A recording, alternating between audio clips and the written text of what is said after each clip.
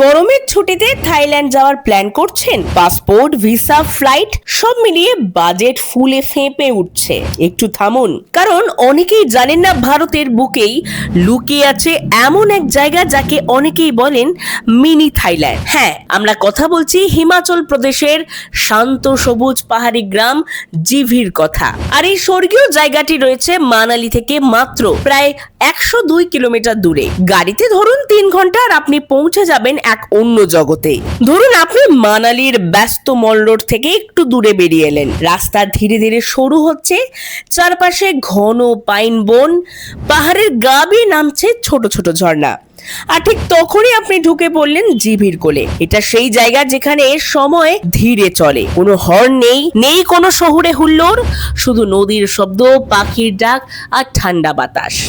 GV থেকে কিছুটা দূরে রয়েছে একটি জায়গা যাকে স্থানীয়রা আর পর্যটকেরা বলছেন মিনি থাইল্যান্ড।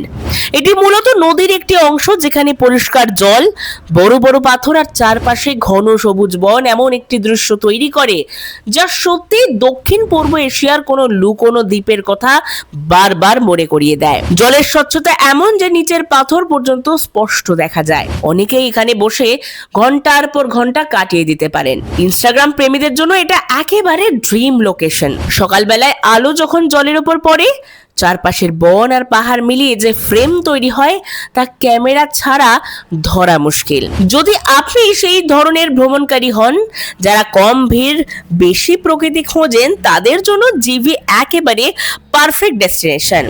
এখানে নেই বড় বড় হোটেল চেইন, বরং কাঠের ছোট ছোট কটেজ, হোমস্টে আর পাহাড়ের গা ঘেঁষে তৈরি আরামদায়ক ক্যাফে। শীতল বাতাস, নীল আকাশ, সবুজ উপত্যকা, এখানে প্রতিটি সকাল একেবারে ভরপুর এনার্জি দেয়। আর সন্ধ্যায় থাকে আকাশ ভরা তারা। শহরে যা কল্পনা করাও কঠিন। জিভিতে এলে কয়েকটি জায়গা অবশ্যই ঘুরে দেখবেন। প্রথমেই জিভি ওয়াটারফল। ঘন জঙ্গলের ভেতর দিয়ে ছোট্ট ট্রেক করে পৌঁছতে হয় এই জিভি ওয়াটারফলে। ঝর্ণার সামনে দাঁড়ালে মনে হবে যেন প্রকৃতির গোপন দরজা খুলে গেছে। তারপরই আছে তীর্থান ভ্যালির অংশ ত্রিভেণী কুণ্ড, দুটি নদীর মিলনস্থল। জল এত পরিষ্কার যে মনে হবে যেন কাঁচের ওপর দিয়ে স্রোত বইছে। এছাড়াও জিভির কাঠের পুরনো ব্রিজ, আশেপাশের ছোট গ্রাম, স্থানীয় বাজার সব মিলিয়ে পুরো অঞ্চলটাই এক অন্য অভিজ্ঞতা দেবে ভ্রমণকারীদের। আপনি চাইলে কাছাকাছি পাহাড়ি গ্রামেও দিনভর ঘুরে আসতে পারেন। এবার প্রশ্ন হচ্ছে, কিভাবে পৌঁছবেন এই গ্রামে? সবচেয়ে সহজ পথ মানালি থেকে গাড়ি, প্রায় 3 ঘন্টা ড্রাইভ আর পুরো রাস্তা জুড়ে পাহাড়ি সৌন্দর্য। যদি ট্রেনে যেতে চান, সবচেয়ে কাছের বড় রেল স্টেশন হলো কুল্লু অঞ্চল।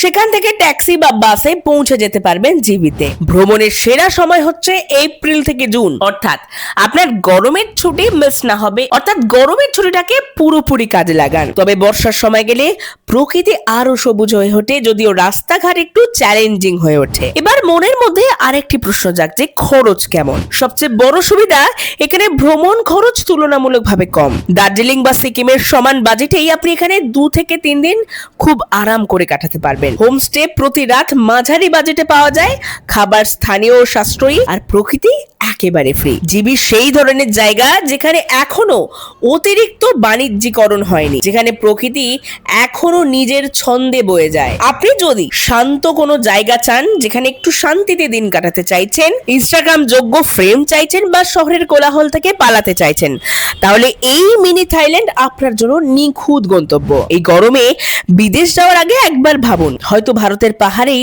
লুকিয়ে আছে আপনার পরের স্বপ্নের ট্রিপ। আপনি কি জিবিতে গেছেন আগে কখনো? গেলে অবশ্যই কমেন্টে জানাবেন জায়গাটি কেমন।